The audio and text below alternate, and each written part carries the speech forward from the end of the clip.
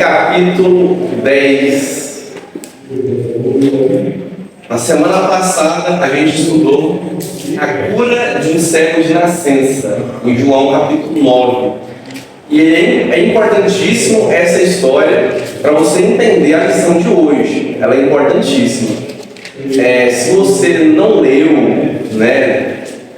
ou não participou da vida passada, vou dar uma revisão, uma recapitulação. E para quem está vendo pelo vídeo também, assiste a aula de João 9 do PS. Porque essas lições são completamente ligadas. Eu comentei brevemente sobre isso na semana passada. O vídeo vai lembrar e tal. Jesus cura o cego de nascença no sábado e isso causou um grande alvoroço. Enfim, resumindo é isso. Mas essas lições são ligadas porque João, sempre que João está fazendo uma transição, quando ele narra os fatos, que envolve o tempo, ele fala que se passou alguns dias, se passou algum período. A gente já viu uma transição dessas aqui. Então, ele não usou nenhum conectivo de transição do capítulo 9 para o capítulo 10. O que indica que esse evento, esse discurso, que é chamado por alguns teólogos de o sermão do bom pastor de Jesus, quando Jesus se declara, é um dos dois egoísmos, está até no quadro ali, até horrível aparecer esse negócio, até hoje o egoísmo estava ali, não dá para ver ali, eu acho, mas chegando pertinho você consegue ver. Eu sou, vamos ver duas declarações, eu sou de Jesus aqui. A gente já viu ele declarando que é a fonte de águas vivas, que ele é a luz do mundo, e agora a gente conhece duas declarações de Jesus. E isso acontece em sequência do capítulo 9. João se preocupa com a ordem cronológica, diferentemente de Marcos. Marcos só quer contar os fatos, fala, Jesus salva, Jesus sempre, pronto, e manda para frente. Então, João não, ele se preocupa com a ordem dos fatos, a ordem importa, Então, termina o capítulo 9, Jesus respondendo os fatos dos fariseus, e aí ele já começa, e João começa sem um conectivo de transição, começa em verdade vos digo, que não entra pela porta do aprisco das ovelhas, mas sobe por outra parte, esse é ladrão e salteador. E antes da gente entender João capítulo 10, deixa aí salvo, segura aí João capítulo 10, e vamos todo mundo abrir suas Bíblias aqui, em Ezequiel capítulo 34, vamos ler 16 versículos, tem 4 para cada, hein, galera? É impossível você fazer um bom estudo, um bom estudo de João capítulo 10 sem ao menos ler João capítulo 34, Ezequiel capítulo 34. Ok? João nem 34 capítulo, gente. Então é importantíssimo você ler Ezequiel 34 para você entender. Porque, vamos lá, meninos, a gente fala pastor Yolando, a palavra está com o pastor Yolando, ele está dando aula para os adultos EBD. Pastor, e nós somos o quê? As ovelhas. Essa ideia de pastor e ovelhas, a gente cresce com ela, a gente tem ela desde sempre.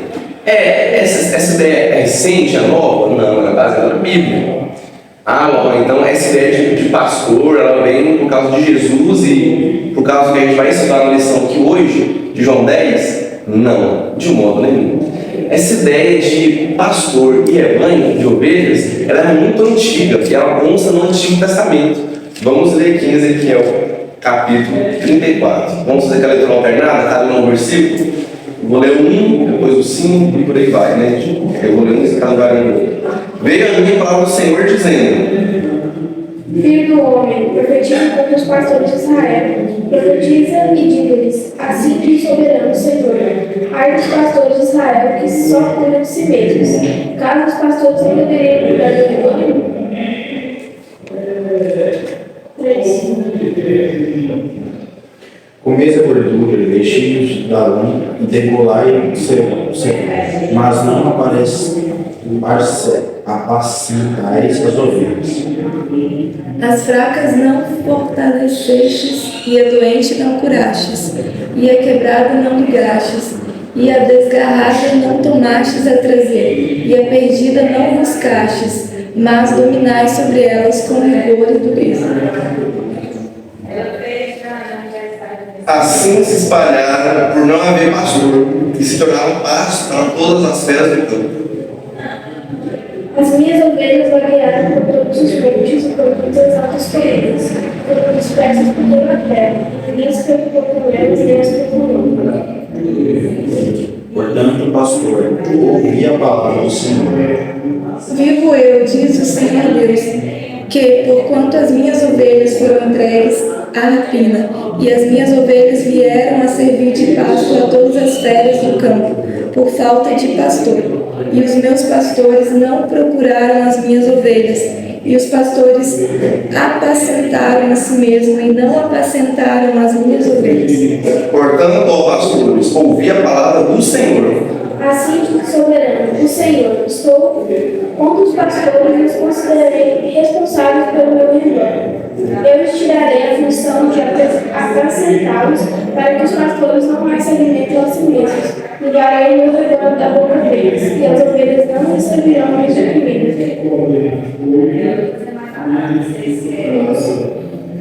Porque assim diz o Senhor Deus: eis que eu mesmo procurarei as minhas ovelhas e as buscarei. Como o pastor busca o seu rebanho, no dia em que está no meio das suas ovelhas dispersas, assim buscarei as minhas ovelhas, e livrá-la-ei de todos os lugares por onde andam espalhadas no dia nublado e de escuridão. Tirá-las-ei dos povos e as congregarei nos diversos países, e as introduzirei na sua terra. Apacentá-las-ei nos montes de Israel, junto às correntes, em todos os lugares habitados da terra. Tomarei conta delas uma boa pastagem, e os altos dos montes de Israel serão a terra que pastarão. Ali se alimentarão no rico pasto nos montes de Israel. Eu mesmo apacentarei as minhas ovelhas e as farei repousar, diz o Senhor Deus. A perdida buscarei, e a desgarrada tornarei a trazer, e a quebrada ligarei, e a enferma fortalecerei, mas a gorda e a forte destruirei, apacentá-la-eis com juíza. Justiça. Amém. Juíza? NVI? Não, né? GBT? Não. NVT. É a semente Da justiça. A CF? A justiça? a minha da juíza.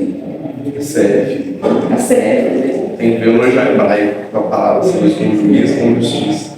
CF mais próximo do original, falei isso. Enfim.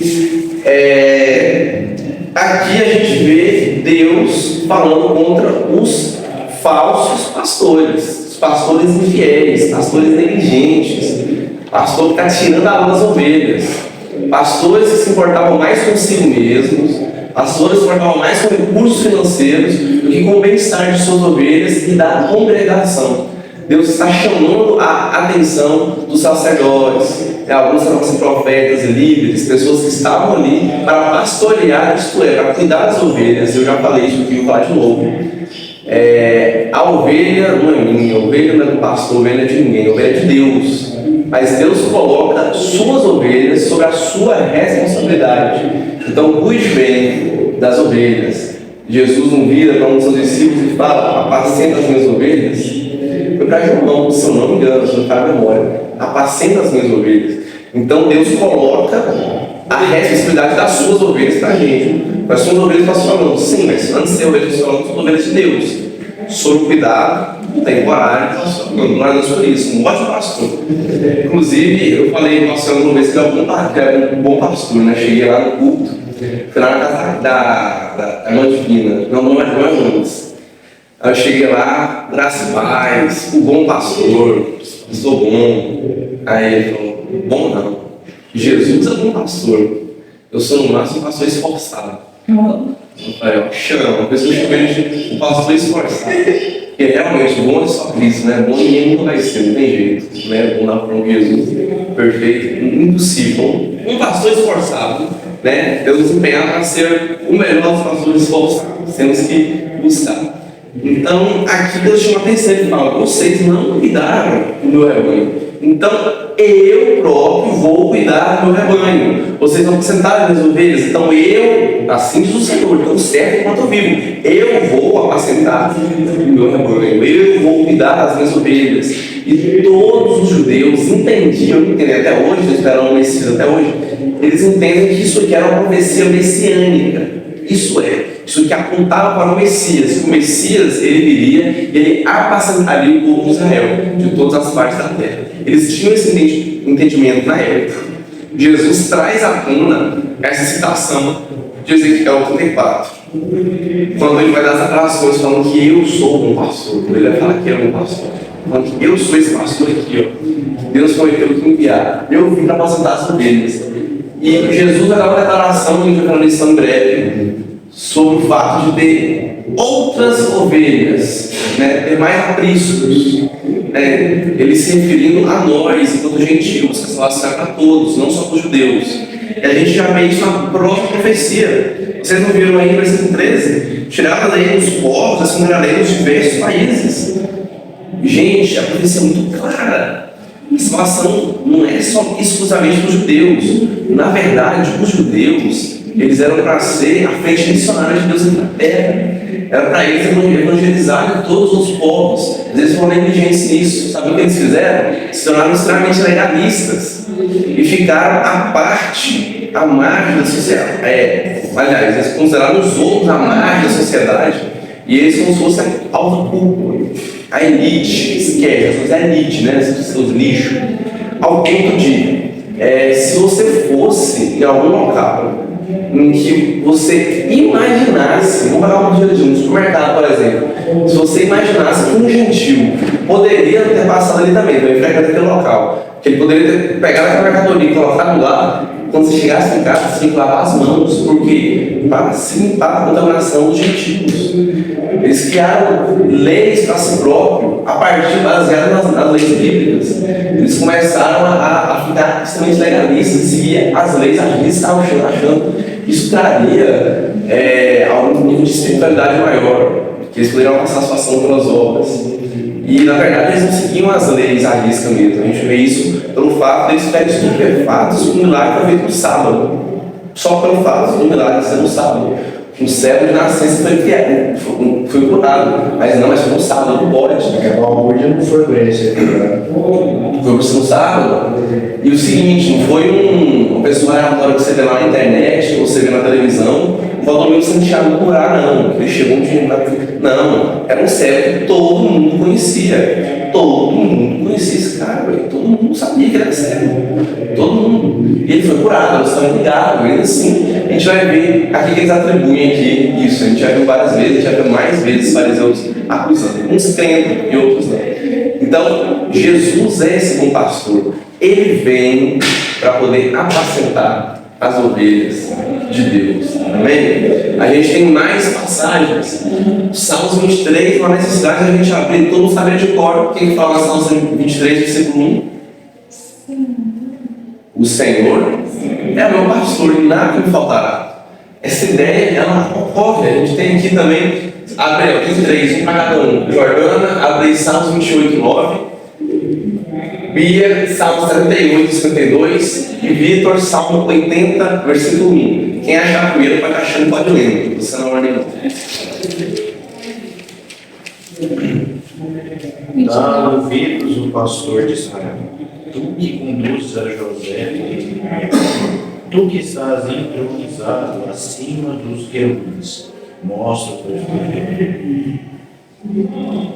Martirou seu povo como ovelhas e o conduziu como um rebanho pelo deserto. Salmo 28, versículo 9.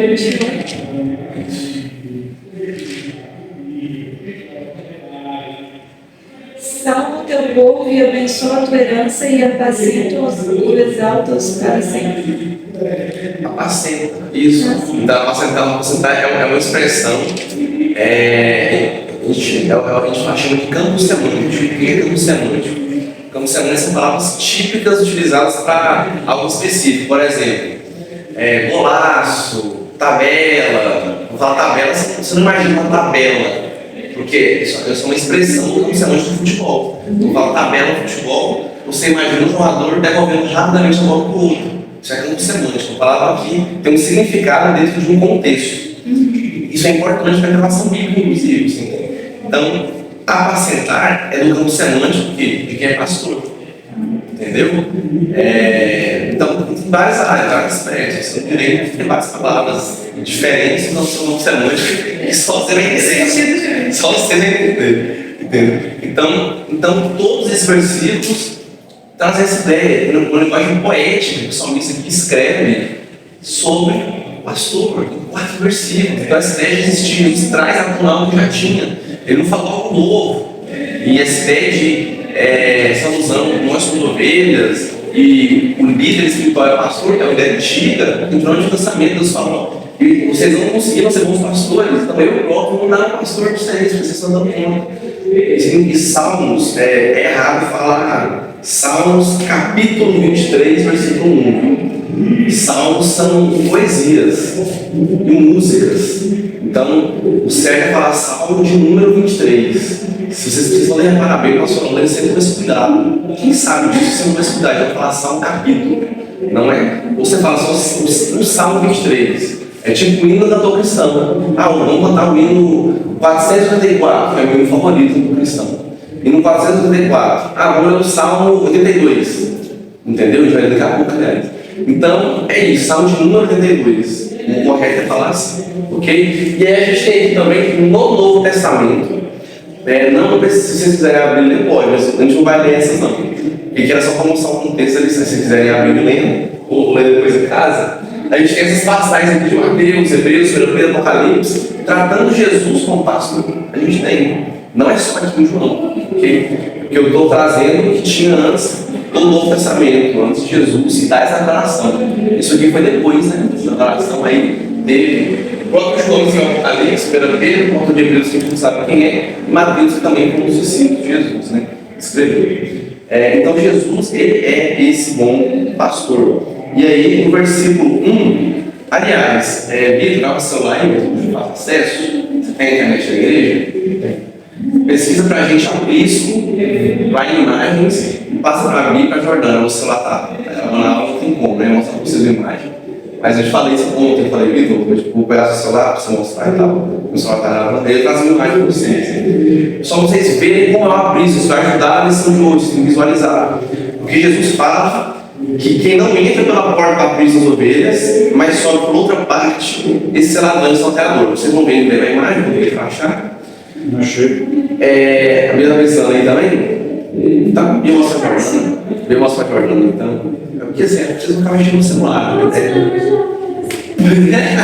A ver se não vai pra pista. Vocês de casa, ver se o aprisco, ele era cercado por pedras. Era como se fosse um muro de pedras, certo? E ele só tinha uma porta, só tinha um jeito de entrar por ele. E lá dentro tinha várias divisões no aprisco, de modo que não tinha um rebanho só lá.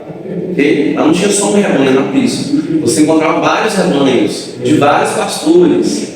Por isso já veio Jesus falando assim, as ovelhas conhecem a voz do pastor. Até hoje, quem pastoreia ovelhas tem um jeito específico de chamar as ovelhas, tem um tipo de som que ele emite pela boca específico e que as ovelhas vão reconhecer. Deu para ver, já viu?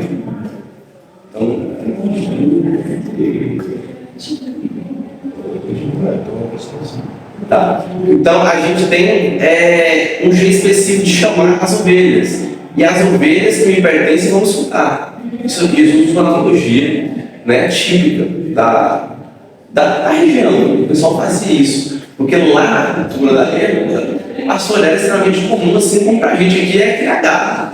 É sempre comum. Talvez, contextualizando, né? Bíblia versão do goiano, a revista atualizada do goiano, né? RAG. A gente pode imaginar curral. E boi também é assim. Tem gente, não sei se você já viu, tem um jeito específico que chama boi, ele vem seco, com um salzinho roxo, vem chamando. Tem, só que com ovelha é mais. E ovelha é bicho medroso, mais medroso que besta. Nossa, ovelha é bicho, mas é ovelha, gente. Então Jesus fala isso, é o aprisco. Para entrar lá, ou você entrava pela porta, e quem entrava pela porta do aprisco? Aquele que era um dos pastores de um dos rebanhos que estavam ali dentro. Ou você pulava, né, pelo corredor, pulava os muros. Só que isso mostrava a intenção do seu coração. Aqueles que pulam o muro estão mal intencionados. Vou contar para vocês uma história. a gente jogando interclasse, acho que foi no oitavo, sétimo, acho que foi oitavo ano, eu tinha 13 anos, né? Aí o Kezinho foi lá em casa, mais o Túlio, pra me acordar. Eu tinha um sono bem pesado mesmo, cara. O jogo era de manhã, eu tava dormindo, esse foi pra bem jogar, no interclasse. E aí eles pularam no muro de casa, né? E bateram lá na porta, pra minha janela, pra meu quarto, me chamaram. Eu acordei bravo. Falei, não, pra fora. Falei, não, gente, beleza, você não vai acordar, mas pra fora. Sai. Eu não acordo, eu sai, eu não vou não. Vocês entrou igual um ladrão aqui em casa, você vai sair de jeito que vocês entrou. Você pode pular e sair de volta. O Kezinho, até hoje, ele, o Kezinho, tudo conta essa história, tudo voltou, tava pra fora aí, voltou. A gente ficou conversando, eu e o Kezinho nessa pandemia, e lembro dessa história. Mas sim, mesmo com 13 anos de idade, eu tinha esse conceito de, a pessoa que é seu convidado, ele na sua casa está na porta. A pessoa está esperando, você quer que ela entre. A pessoa pulou o muro porque estava de errado, está certo. Então quem pulava o muro da polícia eram salteadores, que iam roubar as ovelhas. Né? Eu queria tentar um mal contra elas, eu queria matar, fazer churas. Entende? Jesus aqui ele compara, assim como Deus falou no Antigo Testamento, Jesus fala aqui, nos seus dias, na sua época, que aqueles falsos mestres eram como salteadores. Eles estavam cuidando das ovelhas, porque eles estavam entrando pela porta. Como assim? Vamos entender. Versículo 2. Aquele, porém, que entra pela porta são as ovelhas. Para este o porteiro abre, as ovelhas ouvem sua voz, ele chama pelo nome as suas próprias ovelhas e as conduz para fora. Ele conhece as ovelhas. O salteador nem sabe quem eles não chegou lá agora. Ele está nem aí com as ovelhas. Quem é o salteador? Quem é o mercenário? O mercenário vai aparecer em breve, uma das ideias do mercenário. É aquele cara que ele se preocupa muito mais com o que ele tem a receber do que ele tem para dar. Com que ele não se preocupa com o que ele tem a oferecer, e sim o que ele vai ganhar com isso. O que eu ganho com isso? Ser pastor é servir. A gente falou sobre isso com os jovens ontem. O autor Jordano já estava ajudando no encontro de casais, então por um motivo. Então, tira essa família, né? O casal tem criança, né? Alguém tem que ficar com as crianças, né? É de brincadeira. Então, Jordan estava trabalhando, falando muito sobre serviço. Eu trabalho comigo. E Jordana estava servindo, aliás, por isso estava muito de homens, ó, tá vendo? Isso é serviço. Então, o bom pastor serve. Ele serve, ele não tira as ovelhas. Ele tira do seu próprio casaco para entregar para ovelhas se for necessário. E é muito ruim a gente ver que nos dias de hoje temos vários pastores tirando a honra das suas ovelhas. Eles só se preocupam consigo mesmos. Eles não estão nem aí no bem-estar das suas ovelhas, de como elas estão realmente. Não estão nem pensando na congregação, só se preocupam consigo mesmos. Isso é horrível. Vamos entender que Jesus ele está contando uma parábola. Eu vou entrar nesse ponto daqui a pouco. Jesus está contando uma história que é um ponto central, certo? É uma metáfora, é uma comparação, uma analogia. E a gente não pode também alegorizar ou espiritualizar tudo. Inclusive, isso é um conceito que eu aprendi na matéria, né, de teologia de vocação, de método de estudo bíblico. O que foi? Evocação. Método de estudo bíblico. E um dos princípios de interpretação tem 6 erros muito comuns de interpretação, 6 erros. Um deles é alegorizar ou espiritualizar aquilo que é literal. Entende? Assim como os outros 6 erros é você tomar como literal aquilo que é alegórico. E inclusive na minha prova caiu essa questão, caiu uma pergunta disso, desse erro. Então a gente tem esse interesse de alegorizar demais as coisas, alegorizar tudo. Aqui o porteiro, você não tem que alegorizar o que é o porteiro. Gente, o foco central de Jesus é aprisco aos personagens. O bom pastor que vem e chama as ovelhas, e o mercenário salteador que vem para roubar as ovelhas. Só. Esse é o foco. O porteiro aqui é mencionado porque tinha um porteiro no aprisco.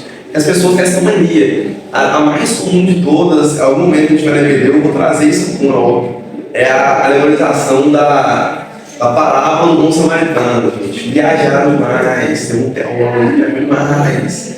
E que as 2 moedas significavam isso, o hospital significava aquilo, e o gente, Jesus deu o significado da parábola já. Não vem alegorizar o negócio, não, já está lá o negócio. Não vem inventar moda, não, entendeu? Não vem inventar moda. Então o porteiro está aqui como figura. Ah, o porteiro é a Sei lá, São João. Ah, o porteiro é Deus. Não, gente. O porteiro não está aqui para ter significado. Só o porteiro não é isso mesmo. Tem que ter muito cuidado. Entenda a mensagem central que está sendo passada aqui. Versículo 4. Depois de fazer sair todas as que lhe pertencem, vai adiante delas, e elas o seguem, porque ele reconheceram a voz. Como saber se eu sou ovelha de Jesus? Você segue a Jesus, você lê as Escrituras, você as coloca em prática, você tem uma conduta cristã no seu dia a dia, conforme a gente comentou ontem com o Diogo, inclusive. Se você segue realmente a Cristo, então sim, você é ovelha de Cristo. No Instagram, a expressão que você usa, né, assim como no Facebook, as amizades, é seguir. Ah, eu sigo, não siga a Jordana porque é Instagram, eu sigo a Bíblia, sigo o Vitor. Então, caraca, minha Nossa Senhora, o que aconteceu? Caraca, Jordana agora, depois vamos seguir a Jordana também, ela tem Instagram. Então assim, é bom o Instagram, cuidado pra não perder tempo mais nele, não. Então, nossa, muito interessante, mas é legal. Se você filtrar bem o que você assiste, o algoritmo de ótimos conteúdos cristãos. Filtra. E muitas, eu sigo, acho que umas 900 pessoas no Instagram, 800 e tanto, 900 pessoas. Mas eu te, não, beleza, são números, eu te pergunto. Tá, você segue mais de 900 pessoas, mas você acompanha a vida dessas 900 pessoas? Essas 900 pessoas influenciam a sua vida? Ah, não. Eu estou com um detox do Instagram, graças a Deus, quase estou mexendo, quase que eu estou com esse celular, e foi bom demais esse período de celular, para dar esse detox. Gente, não é que você, eu sigo. Não, seguir por seguir não adianta nada. Não, eu sigo Jesus sim, eu venho à igreja aos domingos, eu estou vindo aqui frequente, eu sigo Jesus, eu sou cristão, bato bem e falo que sou cristão. Rapaz, no seu dia a dia, você acompanha Cristo no seu dia a dia? Você acompanha Ele? Porque Cristo, Ele é nosso acompanhante. Onde você estiver, Jesus está com você. Mas se você acompanha Cristo, você leva Jesus onde quer que você vá. Você leva Jesus no seu emprego, você leva Jesus na sua escola, você leva Jesus na sua faculdade, você leva Jesus na sua rodinha de amigos, você leva Jesus quando está com o seu namorado, você leva Jesus onde quer que você vá. Então isso é importante. Se você segue Jesus, Ele está com você, e você segue Ele, você vai levar Ele para onde quer que você vá. E tem um teatro muito bom, vocês vão lembrar, gente, é muito famoso esse teatro, aliás, mostra isso, né? Enfim. Versículo 5. Mas de modo nenhum seguirão o estranho, antes fugirão dele, porque não conhecem a voz dos estranhos. Ovelha é bicho venenoso. Se alguém estranho chegasse e chamasse, elas iam correr. Pernas para quem quer, elas vão vazar, elas vão embora. Ser umas canelinhas, ovelhinhas, vaza, tá ligado? Não vai ficar.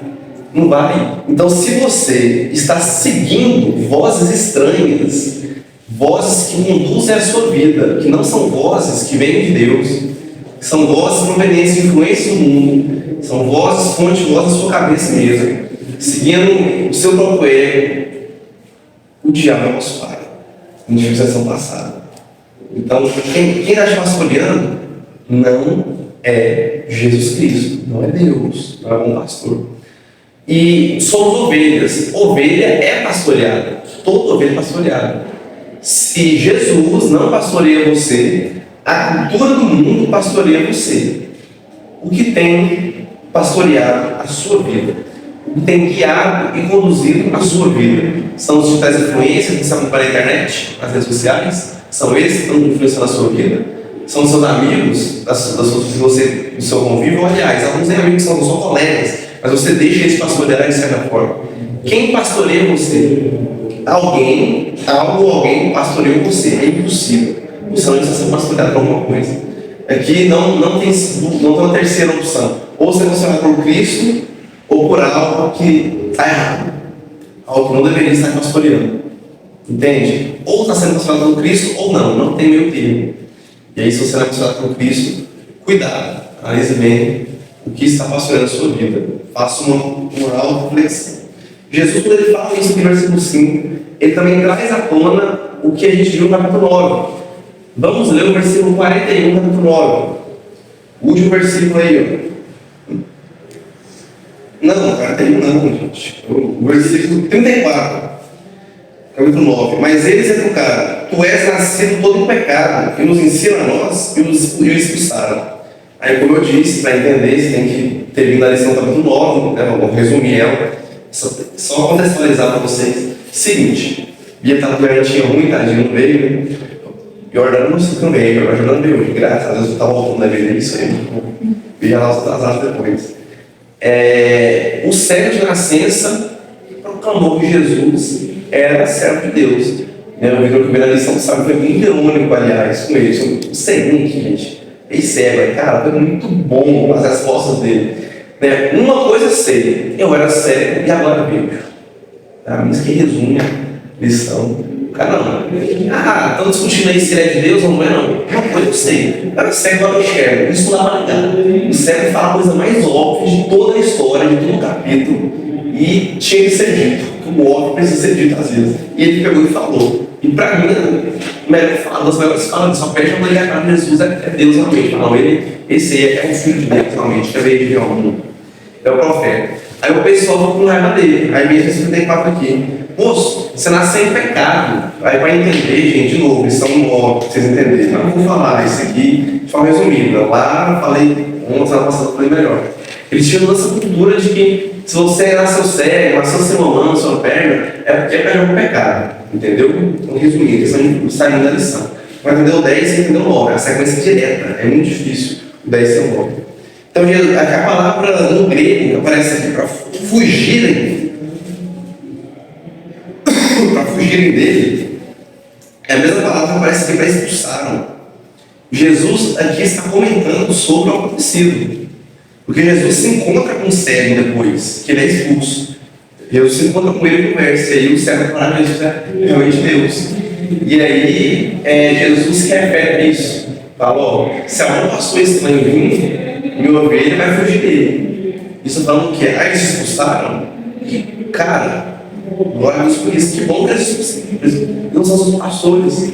Então, foge deles. Então, a ovelha vai ouvir a voz do seu pastor. Se for alguma coisa estranha, vai correr. Vitão, se a gente é colega de faculdade, cara, a gente tá assim de boa, eu chego assim: ô, bora fumar um beijo e tal, mano. Você é docinho, né? Igual cigarro, não, é bom, tá ligado? Bora lá. Você vai ouvir a minha voz, é claro que não. Se eu chegar em você, e fala assim: ô, velho, a Jordana chega, não vi, ó. Tem um menino ali, ele é muito bonitinho, tá? Ele quer um carro com você. Ele é o sonho de um menino, mas ele só tem ódio pra você, ele quer você. E bora lá, você vai ouvir a Jordana? Não, você vai ouvir a voz de Deus falando com você, o Espírito Santo falando com você. Não faça na cara não faça isso. Não faça isso. Versículo 6. Jesus lhe propôs esta parábola, mas eles não compreenderam o sentido daquilo que lhes falavam. E essa não é a primeira vez que a gente vê isso. Se você lê o Novo Testamento mais da sua vida, aliás, ano passado, a gente estava em Lucas, né? Na época dessa, Lucas. Não tinha acabado, não tinha acabado Lucas. Lucas fez isso. E aí em Lucas a gente viu que muitas vezes os discípulos não entendiam as palavras que Jesus falava. Entendeu? Inclusive, isso aqui, esse sermão é o último sermão, o último discurso público de Jesus. E essa é a última vez que ele fala diretamente com os fariseus e os líderes religiosos. Essa é a última vez. Por quê? O tempo se aproximava, estava prestes a morrer. Então Jesus fica mais discreto e passa a falar mais direcionado apenas aos seus discípulos, alguns específicos. Justamente por isso. Porque se ele se manifestasse mais publicamente, ele sabia que ele morreria. Lembra João 2, transformado em vinho, o primeiro milagre de Jesus, dos 7 que João traz, aqui no seu livro? Não é chegada a minha hora. Se o cara desde criança começa a fazer o que ele faz, gente, tá? Jesus morreu aos 30, tá ligado? Então Jesus sabia qual era o tempo que ele tinha que criar as coisas, ele tinha um tempo específico de fazer. Durou 3 anos no ministério, tá bem por isso. Então, olha, você foi 3 anos, cara, pouco tempo, mais para pensar bem, né? Não estou falando que não foi suficiente, não, pelo amor de Deus. Então, assim, ela fala pouco tempo no sentido de, se os caras não matam, Jesus poderia ter vivido aí a vida inteira evangelizando, contando, mas não, ele tinha que sacrificar, realmente, isso ia acontecer de um jeito ou de outro. E Jesus começa a falar por parábolas, essa era parte do ministério. A gente já teve a lição de Mateus também, mas não foi ano passado. Foi a Kelly estava aqui, que ela tinha mudado, foi 2022, eu acho, ou 21, eu acho que 22. Porque acho que foi 2022, quando eu comecei a usar mais no chat, muito boa, aliás. E a partir do versículo, o capítulo, se eu não me engano, é 14, eu não tenho certeza. Mas vocês conseguem conferir, abrindo Mateus em casa, depois vocês conseguem ver. Tem uma parte que a partir dali Jesus não fala mais, aliás, Jesus só fala por parábolas. Ele não fala mais de falar as coisas, só fala por parábolas. Por dois motivos. O primeiro é para que aqueles que não são da fé, aqueles que não creem, não entendam. Então é um código. Na linguagem, a gente tem o receptor, a gente tem o emissor e a gente tem a mensagem. Os três elementos básicos de toda comunicação. E a mensagem, ela é expelida por meio de um código. Esse código tem que ser compreendido por quem recebe. Senão a mensagem não tem efeito nenhum. Se você lê a Bíblia e não entende o que ela quer dizer com você, o que o texto fala com você, o que Deus fala com você, se você enviar uma DVD e sai com dúvida sem entender nada, a mensagem foi transmitida, ela não chegou com eficiência em você. Por exemplo, a gente fala, cuidado, cuidado. É uma gíria nossa, uma brincadeira que a gente tem entre nós, que alguém que não conhece a história não vai entender. Então, tem um código ali, entende? Então, é necessária a compreensão. Então, Jesus fala justamente para que eles não compreendam. Qual é o motivo? O óbvio, para que aqueles que são da família da fé, para que suas ovelhas entendam as palavras. Só que detalhe, isso aqui não é uma palavra, por mais que essa lição não tem muita coisa assim de velho e tal. Não. Tem só, como eu falei na semana passada, alguns não ligam, falam que é um período diferente, João 10 e João 9, por mais que a maioria fala que mas isso aí tem a questão de doutrina sobre calvinismo aqui, né? Doutrina de salvação não, alguns discordam, né? Isso, mas a gente vê isso em João inteiro, João, sabe que é isso? Mas talvez discordância entre alguns é justamente uma parábola, mas a maioria, muito obrigado, Vitor, os comentaristas bons falam que isso aqui não é uma parábola. Isso se dá por quê? Uma parábola era uma história que Jesus inventava para poder, uma história de algo real possível, para poder dar um ensinamento. Aqui Jesus só faz a demonstração de algo que é real. Então, a maioria dos teólogos e comentaristas falam que isso aqui, na verdade, é uma metáfora, entendeu? É uma comparação, é uma analogia, e não uma parábola propriamente dita. E a palavra no grego, que aparece como parábola aqui, foi mal traduzida, alguns sugerem que foi mal traduzida. Jordana, sobre essa época, essa parábola também, versículo 6. Jesus disse-lhes esta parábola. Então, porque essa palavra aparece 5 vezes só no Novo Testamento, 4 vezes em João e em Pedro, e ela nunca é traduzida como parábola. E não é a mesma palavra grega que aparece nas outras vezes que fala que é parábola de fato. Então, isso aqui não é uma parábola, por mais que falou, né? Mas também está lá em casa, sem fazer um estudo aprofundado. Nada contra não faz uma parábola também, não, gente. Beleza, está entendendo. Mas aqui no aula de EBD a gente fala, né? Não é uma parábola, precisa entender o que é uma parábola. É importante entender o que é uma parábola de fato. Ok? Mas a ilustração que Jesus trouxe para dar uma lição. O foco não é ser a parábola, não importa. Isso mentira, não importa, calma. Mas estou querendo falar que o mais importante é o que Jesus quer falar. A mensagem está sentindo. Jesus, pois, afirmou de novo, Jesus ressalta. Vou pregar de novo, filho pródigo, estou cansado. Salmo 23, todo pastor não pregou o Salmo 23, não fui você dele já vi, estou cansado. A maioria de nós somos cristãos, a gente necessita mais de ser lembrado do que informado. A gente sabe o que não é certo, a gente sabe o que não pode ser feito, mas a gente faz. Então a gente tem que ouvir de novo, porque o óbvio precisa ser dito às vezes. A gente tem que ouvir, a gente tem que ser lembrado. Por isso Jesus fala de novo, ele reforça. Olha, de novo Jesus fala: eu sou a porta das ovelhas. Peraí, irmão. Essa é a primeira vez que Jesus fala, ele, uma das declarações ao sul de Jesus: eu sou a porta das ovelhas. Essa é a primeira vez que ele fala: não, ele já tinha falado, só que eles não tinham entendido. Eles não tinham entendido a palavra. Que não é a palavra? A metáfora. Eu sou a porta. Jesus é ao mesmo tempo a porta e ao mesmo tempo ele é o pastor das ovelhas. Entendam aqui o seguinte: o que Jesus quer dizer com ele é a porta das ovelhas, né? Tá assim, dele linda. Que ele é o único caminho, ele é o único jeito de entrar. O Peregrino é um livro excelente, é um livro que todo cristão tem que ler. Esse cara que tem várias literaturas, você fala assim: nossa, isso aqui é muito bom, todo cristão deveria ler. Nossa, todo cristão tem que ler isso aqui também. E como bom seria se todo cristão conseguisse ler todos os livros bons disponíveis. Acho que nenhuma vida não é suficiente para você ler todos os livros materiais bons que tem disponível. Mas o Peregrino, gente, eu não falo com alguém emocionado, não. É como assim: todo cristão deveria ler sem dúvida nenhuma. É uma riqueza que eu acho tão grande. E no prefácio do livro fala muitos pais da igreja, né? Muitos teólogos renomados, né, no caso, na igreja não, teólogos renomados, que tem esse livro como favorito, que já leram várias e várias vezes. Cara, o livro é muito bom, eu esse livro muito na minha vida. Excelente livro. John Bunyan, ele é do século XVII, XVIII, século XVIII. John Bunyan, ele é excelente, muito bom, o Peregrino é muito ótimo, muito enorme.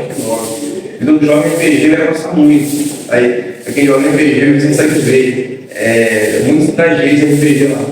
E assim, tem uma parte lá, spoiler, sem dar spoiler, né, relaxa, que ele tá andando, ele passa por uma porta.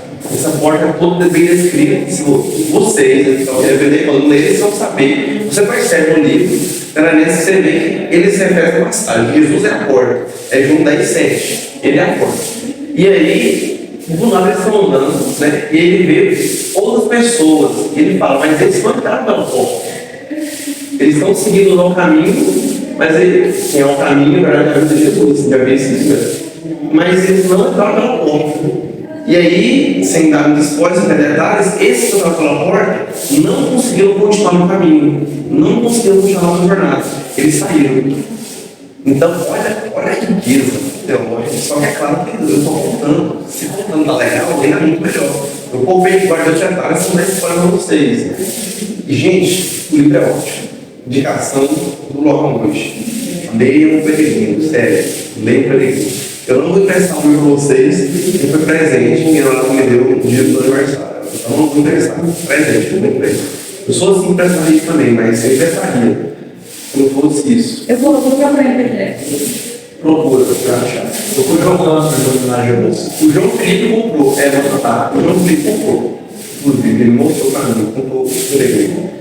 Cara, então Jesus é o único, cara, é a única entrada no caminho da salvação. Ele é a entrada, ele é o caminho. Ele é a entrada para o risco e ele é o pastor. É ele que nos apacenta.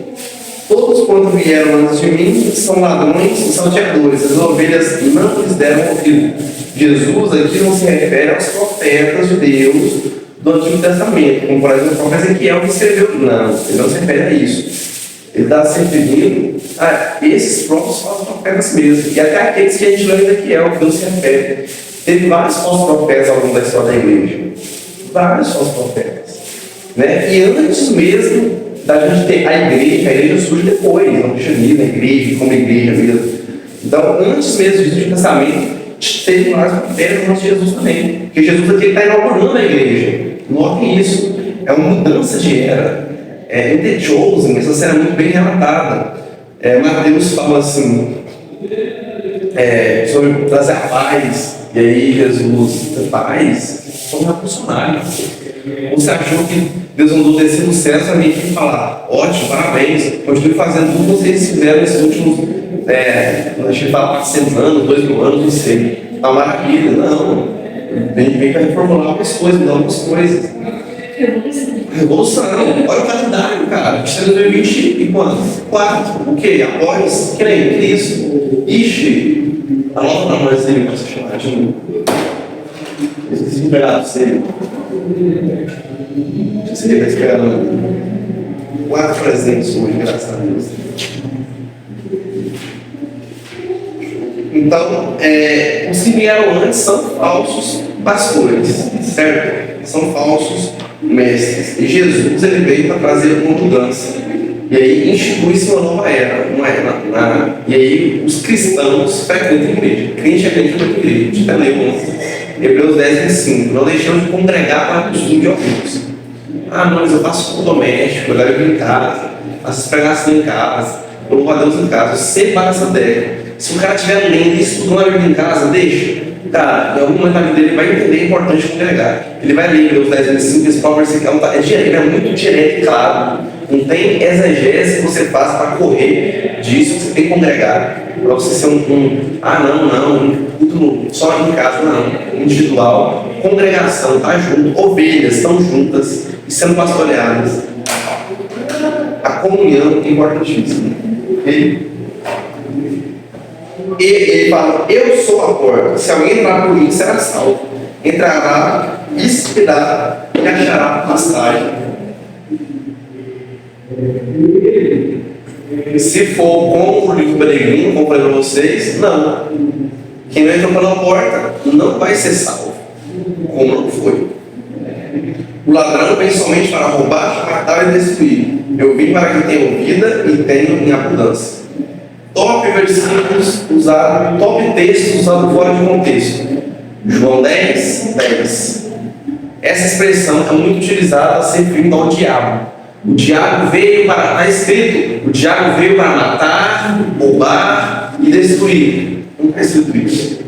Você já sabe o contexto, pode achar que não sei quantos minutos já. Só pela. Caraca! Nossa! Eu esqueci mais rápido assim. É muita coisa também. Muito rica. O contexto que Jesus fala aqui são os ladrões, são salteadores, são os falsos pastores. Jesus está falando dos falsos mestres. Jesus está falando de alguém que cobra para poder fazer alguns favores. Por exemplo, Jesus fala de alguém que cobra para ser o pastor, alguém que quer tirar a mão da ovelha. Ele só se preocupa com o que ele recebe, não está nem aí com o que ele vai entregar, se entregar, servir a se entregar, em detrimento do outro. Não está falando do diabo, está falando das pessoas, é de pessoas, Jesus fala para pessoas isso. Não está falando do diabo, não, o diabo ele é homicida, o diabo é ladrão, mas esse versículo não está falando do diabo. Não é o diabo que vem para matar, roubar e destruir. São os falsos pastores que vêm para matar, roubar e destruir. Entendeu? O ladrão vem para isso. Roubar, matar e destruir. Okay? Então, esse versículo é usado fora de contexto. Não utilize ele mais fora de contexto. Não está escrito que o diabo veio para isso, mas você sabe que veio. Não está errado teologicamente. A teologia não está errada. Mas a exegese desse está errada. A interpretação está errada, está fora de contexto. Okay? Igual aquilo lá, caiu uma folha da árvore no seu dia. Isso é um provérbio, mano. Isso não está, se não me engano, no Corão, na Torá, sei lá, na Torá, já sabe. No Corão, provérbio chinês. Você cria uma frase que fala provérbio chinês e divulga, tá ligado? Por mais que é uma verdade bíblica, tudo passa pela supervisão e permissão de Deus, tudo, Deus é soberano, mas isso não está escrito na Bíblia, entende? Versículo 11. É a segunda oração de Jesus, a gente vai em João 10, 7, João 10, 11. Eu sou um pastor da vida pelas ovelhas. Essa é a característica do pastor. Ele não tira as ovelhas, ele se mata, ele se entrega pelas ovelhas. Aqui, Jesus agora traz uma analogia no versículo 12. Lê para nós aí, para o versículo 12, por favor. O mercenário, que não é pastor, a quem não pertence as ovelhas, vê vir o lobo, abandona as ovelhas e foge. Então o lobo as arrebata e dispersa.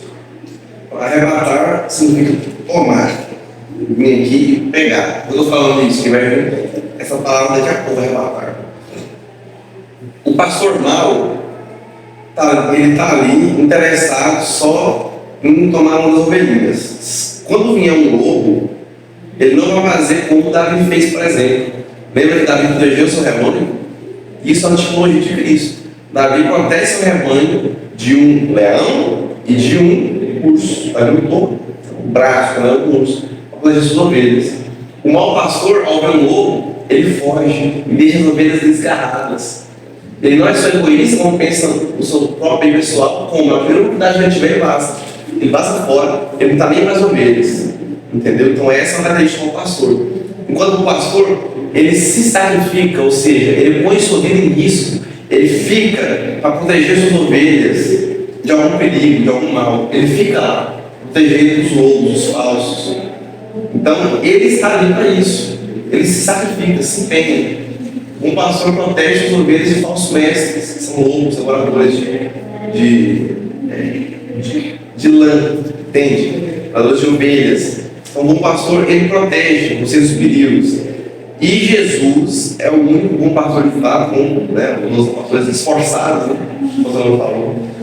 Porque ele entrega a sua vida pelas ovelhas. Mas um pastor não pode sacrificar, eu só pestanear uma instrução específica, e que o pastor deu a vida, salva a galera. Não, porque nenhum pastor pode fazer o que Jesus fez. O que Jesus fez?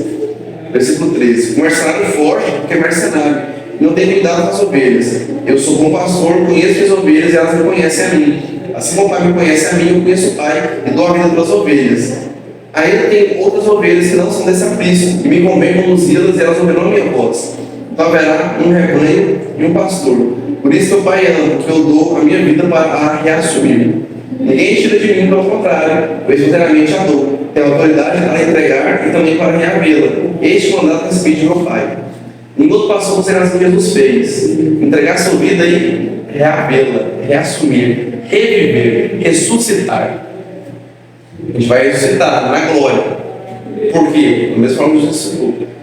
Então, Jesus entregou sua vida no sacrifício e ressuscitou. Ele é o pastor. Ele cumpriu os mandamentos do seu Pai. E aqui ele mencionou as outras ovelhas de outro aprisco. Eu já falei com vocês, quando a gente leu lá em Ezequiel, etapa 13, etapa 13, que já tinha essa profecia, que a salvação não seria exclusivamente só para os judeus.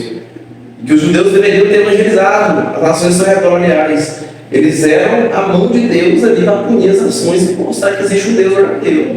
A linguagem do Antigo Testamento. Deus do Antigo Testamento e Deus do Novo Testamento são o mesmo. E aí ele fala: elas ouvirão a minha voz, e haverá um rebanho e um pastor. Bons manuscritos têm no plural essa passagem de rebanhos, né? Mas no sentido de que vai ter vários rebanhos, mas unidos em um só pastor, que é Cristo. Olha que lindo isso. A gente tem várias denominações hoje em dia, gente, isso é não sei o que, isso mostra que a igreja está bem, não tem diferença. Isso sempre foi, a vida inteira sempre foi assim. Desde os primeiros anos da história da igreja, quando os cristãos nem eram chamados ainda de cristãos, já tinham divisões ali de doutrinária, de ideias, de curva de interpretação. A gente vê isso. Os próprios saduceus e fariseus discordavam teologicamente algumas coisas. Não tinha nem Novo Testamento que discordavam, tinha o Antigo. E eles discordavam, tá? Então sempre tinha, eram linhas de pensamento diferentes. Isso sempre vai ter, ok? Claro que tem umas que não convém. Um top heresias, top heresia. Primeira heresia, uma das primeiras, a gente fala da primeira. Isso na igreja, o gnosticismo. Já falei com você que eu consumo o gnosticismo. Vai falar em introdução na lição de João. Cara, o gnosticismo surgiu e é herético. Então nem toda corrente de pensamento tem diversidade, tem. Mas nem toda está certa, tem umas que está viajadíssima. Então tem denominação que é viajadíssima. Tem muitas denominações aqui que são viajadíssimas. Outras não. Outros aí discordam deles alguns pontos, são os pontos principais que tangem a salvação, que tangem a trindade, o nosso Deus triuno, que tangem a divindade de Cristo, que Jesus requer essa divindade aqui. Né? E aí o pessoal faz o que quer aprender a ele. Ok? Versículo 19 ao 21. Cada um no versículo para mais, por favor. Diante dessas palavras, os judeus ficaram por vez divididos. Muitos deles diziam: ele tem demônio e enlouqueceu. Muitos deles diziam: ele tem demônio e enlouqueceu, porque ouves. Diziam outros: estas palavras não são de endemoniado. Pode, porventura, um demônio abrir os olhos aos cegos? E aí a gente passa a segunda parte desse livro de João 10, né? Desse capítulo. A primeira parte é Jesus, é um sermão. Ele declara que ele é um pastor. Vai trabalhar com esse com olhos únicos. Depois, do 19 em diante, 39, 40 é o encerramento. Então, com 3 partes. Jesus, a gente vê aqui a discussão por causa de Jesus. A dissensão, isso é discussão, debate. E isso dividiu opiniões. Alguns falavam: moço, agora eu estou analisado. Ele tem demônio, esse cara tem demoniado. Falando desse tipo de coisa aí, cara. E aí, do outro lado, tinha um argumento muito bom. Aí um demônio pode abrir os olhos do cérebro e nascença. E aí, João, mais uma vez, uma das várias vezes, estou falando assim, toda hora do praticamente, João faz isso sempre. Eita, nós. João, mais uma vez, fala: ou você crê, ou você não crê. Ele te coloca para aí. Porque João te deixa assim, ele mostra isso. Diante da verdade de Jesus ser um pastor, Jesus ser a porta das ovelhas, Jesus ser Deus, seu Messias enviado, seu Filho do homem, o Filho de Deus, seu profeta que veio ao mundo, de Deuteronômio, profecia. Diante disso, ou você crê, ou você não crê. Não tem meio termo. E ele sempre mostra isso. Entre os judeus havia distinção. Mais de uma vez, isso várias vezes, nossa, debatendo mesmo com os argumentos. Mas se o demônio não pode fazer tal coisa, que iam fazer tais maiores do que esse? E aí? Ele curou. Ele curou o cara realmente agora. Em João 7 anos, ele curou o paralítico lá. Poxa, não tem que falar, cara. Se você capítulo 5, vai ao 6, e aí aqui também, no 9, o cérebro das vezes torna a falar: certamente ele é o Messias. Quem vai fazer mais sinais do que ele? Não tem jeito. Então, assim, a prova está lá. Uns creem, outros não. Sempre foi assim, vai continuar sendo assim até o dia final, até o dia, ok? Então, o que você faz? Continua igual? Permanece imutável? Ou quer mudar de vida? Quer buscar mais a Deus? Ter mais atividade com Ele? Realmente seguir, não propriamente por falar, seguir de fato, genuinamente, Jesus como um pastor. Agora que a gente vê um artigo de transição que João usa. Celebrava-se em Jerusalém a festa da dedicação, era inverno. Ele fala que passaram-se alguns dias, agora está uma festa. Então aqui sim ocorreu uma mudança de tempo, de dias, talvez até meses, ok? Essa aqui, a festa da dedicação, que também era chamada de a festa das luzes, ela ocorria bem pertinho do Natal, ok? Hoje é o nosso Natal. E era inverno. Acredita-se que João, quando ele fala que era inverno, ele está querendo falar sobre inverno, estação da morte, tá ligado? É uma estação triste, é uma estação mais depressiva, que passa mais do verão, mais alegre, primavera também. Então, o inverno são mais, né? O inverno é mais frio, é mais, né? Tá ligado? É mais dark. Então, tem um motivo, vocês vão entender isso mesmo, tá bom? Jesus passeava no templo do Pórtico de Salomão. Odiava, pois, os judeus interrogaram: até quando nos deixará a mente em suspenso? Se tu és o Cristo, diz-o francamente. Rapaz, lê isso aqui, eu faço, não, fico indignado com negócio desse.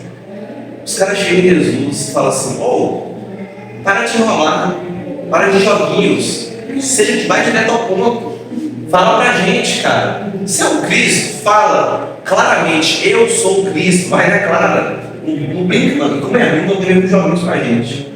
Gente, Jesus já tinha te falado várias e várias vezes, pegando só João, não vou nem pegar o tamanho, pegando só João, está assim uma cronológica. Detalhe, só o que João registrou, se João registrou só 3 vezes, se registrou só 3 vezes, claro que não, bem mais. Só o que João registrou aqui, já foram 5 vezes o mínimo, que João registrou aqui, até aqui, Jesus declarou que são Messias. Ele falou. Vamos lembrar que João, falando de João Batista, no capítulo 1, então João Batista, ele mostra que João Batista declarou: eu não sou o Messias, mas ele é o Messias. Eis o poder de Deus para casa do mundo. É ele. Já começa daí. E o próprio Jesus falou: eu sou esse que vos fala. Ele falou várias vezes. Mas eles não quiseram ouvir. É tanto a resposta de Jesus. Jesus falou o quê? Já vos disse, não credes. Já falei, vocês não acreditou. Então, eu vou falar de novo, já falei, eles entenderam, eles acreditaram. E aí Jesus usa um argumento agora, muito bom. As obras que eu faço no nome do meu Pai, testificam a meu respeito. Jesus está falando o quê? Eu preciso falar. minhas obras, minhas ações falam por mim. Na vida, eu tenho isso em mente. O que a pessoa faz diz muito mais sobre ela do que o que ela diz de si mesma. Grave isso. O que você faz diz mais sobre você do que o que você fala. Eu posso falar, eu sou muito bom de bola, cara. Poxa, se eu tivesse interesse, eu me profissionalizaria. Sinceramente, eu iria para a Europa, jogar nos melhores times, você jogando no Real Madrid, e a gente tinha o salário do seu Júnior hoje em dia. Eu posso falar isso, mas será que eu sou bom de bola mesmo? Quando eu vou jogar bola e assiste, será que eu teria nível para ir para o Real Madrid? Então, esse é o ponto, falar até o papagaio fala. Se você ensinar a falar. Vai no YouTube, pesquisa lá. Chegando num lugar, tá um papagaio, coloca lá, tocando, você vai a cantar, cara. Quando a mulher falar o que você quiser, ensina ele a voar. Jesus é o caminho, a verdade e a vida. A pessoa entra na sua casa, papagaio, Jesus é o caminho. Isso é massa, né? O papagaio, se você estivesse muito, não. Baga demais, você tá entendeu? Que fala melhor que o papagaio. Mas ele tá falando mais que alguns crentes, né? Uns crentes, né? Então, tenha ações. Jesus está se referindo ao que? Aos seus sinais miraculosos. Jesus está, vamos parafrasear aqui. Eu curei os cegos de nascença. E vocês querem que eu proclame que eu sou o Messias? De novo, eu já falei. Mas olha, essa cura é sinal. Quando teve agora recentemente, como passou um tempo até esse vídeo aqui, que aconteceram os sinais, óbvio. Eu só registra 7 declarações do sou e 7 sinais miraculosos, tem muito mais. Como que eu falo isso? Continuando. Respondeu Jesus, mas vós não creis, porque não sois das minhas ovelhas. Vocês não são o meu rebanho. Vocês não acreditaram, então vocês não são minhas ovelhas. As minhas ovelhas ouvem minha voz, eu as conheço, elas me seguem. Jesus aqui faz referência ao que ele já tinha dito, né? Ao sermão dele.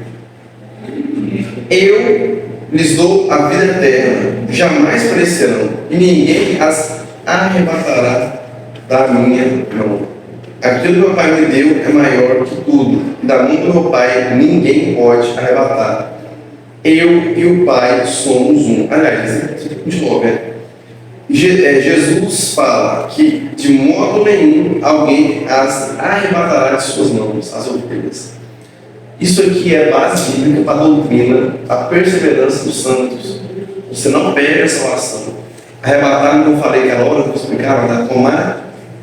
Ninguém não vai vir nenhum mercenário, nenhum salteador vai roubar as ovelhas de Jesus. Porque Jesus dá sua vida pelas ovelhas. Jesus protege, ele assegura que ninguém vai roubar a gente. A gente não perde a salvação. Não perde, ninguém vai tomar a salvação da gente. É impossível isso acontecer. A gente mesmo nega. Deus que dá a salvação, ele assegura isso. Ninguém atrapalha a nossa salvação. Em João 6, tem declaração também. João 6, qual que era o versículo para a gente achar aqui? Ele vai sendo usado aqui, não é um versículo certinho. Isso, 37, João 6, 37. Lê para a gente aí, Jocana. João 6, 37.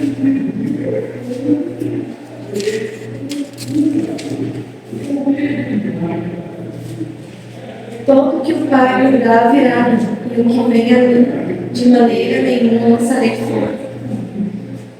Uma vez que você está no rebanho, Deus não vai expulsar o rebanho dele. Tchau. De novo. Ele faz aí atrás, né? Deixa os 99 atrás da ovelha perdido. E ele não deixa que ninguém venha e tome. Agora, o que acontece? A pessoa, por conta própria, ela se tornar uma apóstata. A apóstata da fé não é perder a salvação. A própria pessoa, ela tem entendimento, ela conhece, ela sabe, e ela abandona a fé, conforme está em Hebreus 6, 4, 6.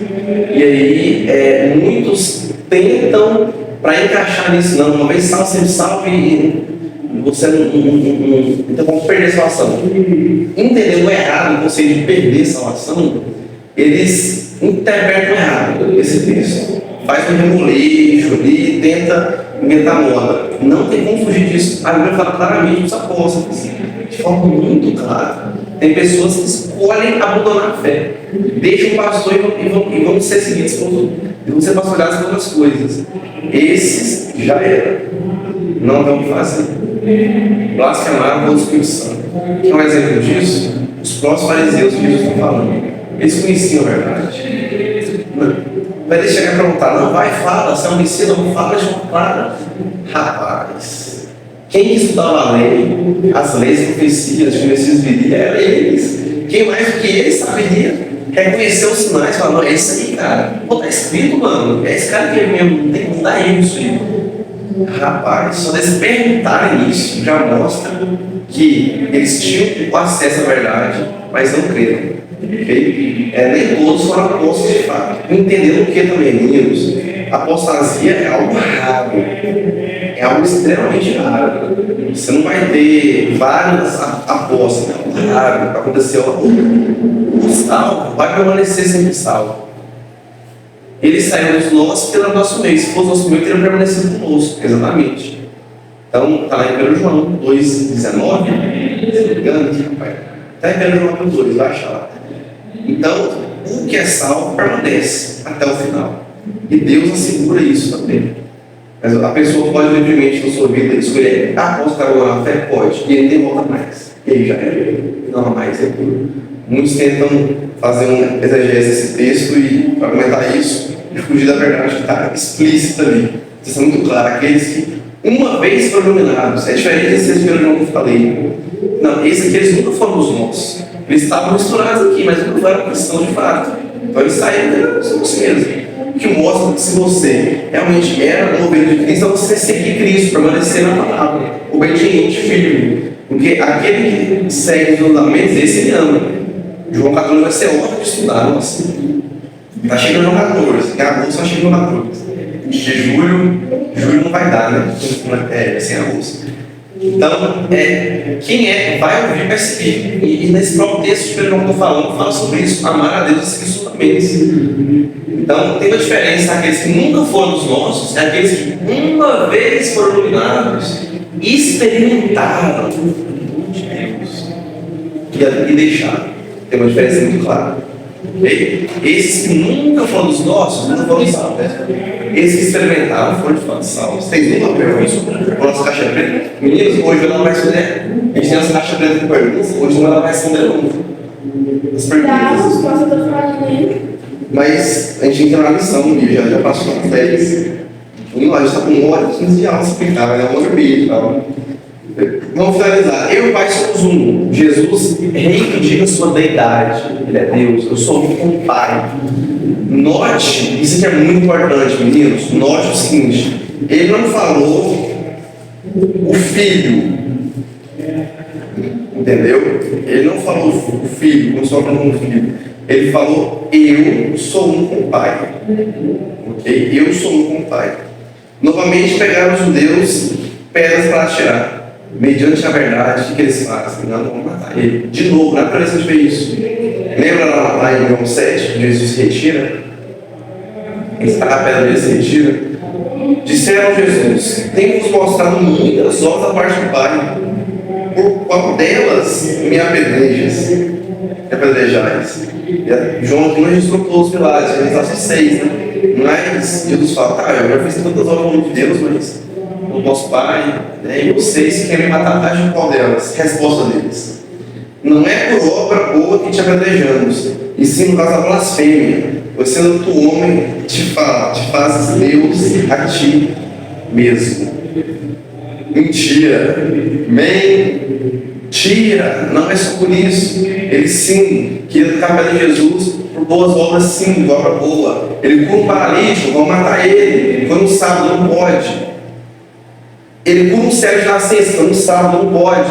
Tacar pedra nele, sim. Tacar pedra para fazer curar um paralítico, um cego de nascença. Tá de brincadeira, não dá, cara. Não, mas não é por isso, não. Hipócritas, mentirosos, aí que eles falam: você blasfemou. A gente vê aqui a alegria deles. Opa, te pegamos. Eles tentaram achar alguma coisa, não achavam nada. Jesus mesmo disse: o que vocês têm a respeito para falar? Lembra dessa lição? Não sei que estava, acho que a minha estava, acho que você estava nessa também, então vocês sabem. Eu já falei, nós somos cristãos, temos que ser como Cristo.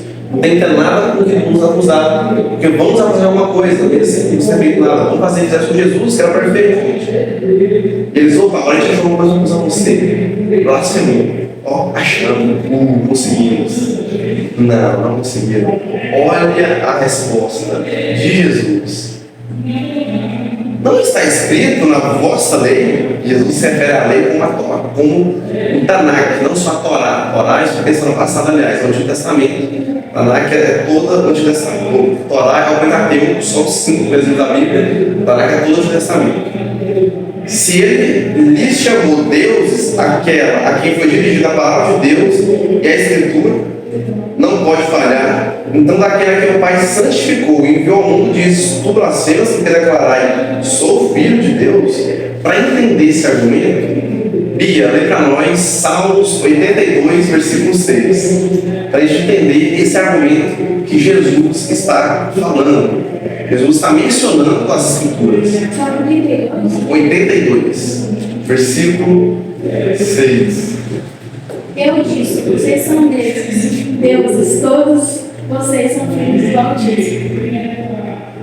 Peraí, agora isso aqui é. Logo, você está me falando que nós somos. Hã? Não vai empolgadão, olha. Só um pouquinho de terminar a lição, nem a gente apresenta nem. 10, só que eu passo, não terminou ainda não, é só a lição. Então, beleza, terminando. A gente está no finalzinho. Terminando isso. As crianças já estão lá. Criança interativa. Eu passo do horário mesmo, né? Porque a lição está muito boa. Ó, João 10 são 10 e 10, olha só. Ótimo. Para entender isso, como assim? Então nós somos deuses? Que papo é esse? A gente é Deus agora? Que negócio é esse? A palavra que é usada para deuses aí é no Antigo Testamento, né? Elohim, ela é traduzida para Deus, de fato, para não referenciar a Deus. Ela é traduzida para se referir a falsos profetas.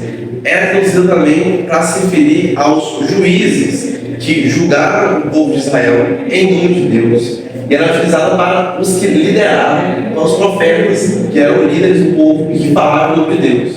E como Jesus próprio falou aqui, escreveu as Escrituras, vocês usam como lei, tá? Falou, ó, vocês são como deuses. Por que como deuses? Cuidado, muito cuidado. Cuidado. No sentido de que eles eram representantes de Deus aqui na Terra. Deus estava permitindo e atribuindo uma certa autoridade para eles. Mas é Deus com D minúsculo. Mas não é Deus para serem adorados. Não somos politeístas. Isso aqui é uma figura de linguagem que o próprio Deus usa. Uma figura de linguagem com todo o contexto politeísta da época. Ok? Eu não sou um Deus, não. Vocês não são deuses, pelo amor de Deus. Entendo que Deus quer falar com isso. Que Jesus quer falar com ser Deus. E o irmão de Jesus é, tá? Vocês estão falando que eu blasfemo, falar que eu sou Deus, que eu e o Pai somos um, sendo que está escrito na nossa lei, né? A lei que vocês estudam, está escrito lá, que os juízes eram como Deus, os profetas eram como se fossem deuses. E eu, que estou fazendo as obras que meu Pai me enviou, eu que fiz algo que ninguém nunca fez antes, foi um céu de nascença, quentinho, sempre for, fora todas as outras curas e milagres, eu falei sobre as águas. Aí eu não sou Deus, isso é blasfêmia. Então quer dizer que um simples homem que foi juiz ser chamado de Deus, não, ok, aí eu não posso me chamar de autoridade, só que Jesus reivindica essa autoridade, Deus com D maiúsculo, ele é Deus com D maiúsculo, e ele continua: se faço as obras de meu Pai, não me acrediteis, mas se faço que não me credes, crede nas obras, para que possais saber e compreender que o Pai está em mim e eu estou no Pai. Jesus fala o quê? Dá um tapa na cara dele de novo, né, cara? Vamos lá, mas dá um tapa na cara. Vocês têm os milagres, têm as minhas obras, têm os sinais. Jesus dá um bom testemunho, ele não tinha pecado, ele tinha um bom culto cristão, isso por si só falava por ele. Ele realizou vários casos miraculosos. Tá aí, acreditem. Se com isso vocês não acreditam, não tem o que fazer. Não tem o que fazer. Tá aí. Se vocês verem isso, vocês vão entender que eu estou com o Pai e o Pai está em mim, que nós somos um só, que eu sou Deus. E aí, versículo 39, nesse ponto, olha a reação deles. Procuravam outra vez prendê-lo, mas ele se livrou de suas mãos. Porque não tinha chegado a hora, a gente já viu isso. Jesus não vai morrer ainda, faltam poucos meses para ele ser crucificado. Mas Jesus se retirou no meio deles. Finalizando, novamente se retirou para além do Jordão, para o lugar onde João batizava a princípio, e ali permaneceu.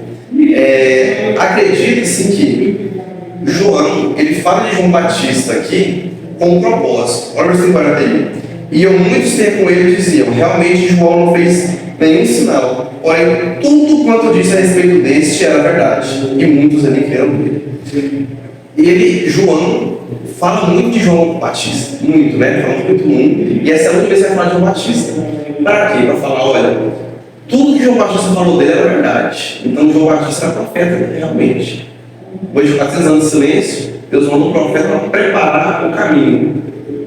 Endireitai as suas veredas. Eu sou a voz que clama no deserto. A gente até leu esse último testamento que fala, né? Isaías, voz que clama no deserto. Preparai o caminho para quem? O Messias, endireitai as veredas. Então, João, o evangelista João, é o autor do livro, traz João Batista para mostrar, olha, isso aqui também é prova de que Jesus era Deus. Porque foi o cumprimento da profecia. A voz que no deserto veio, testificou a respeito dele, avisou. Não foi do nada, não foi de surpresa. O cara veio e avisou. O Messias está chegando aí. Esse aí é o seu digno nele, está as coisas similares dele. Esse aí é o projeto de Deus que vai acabar no mundo.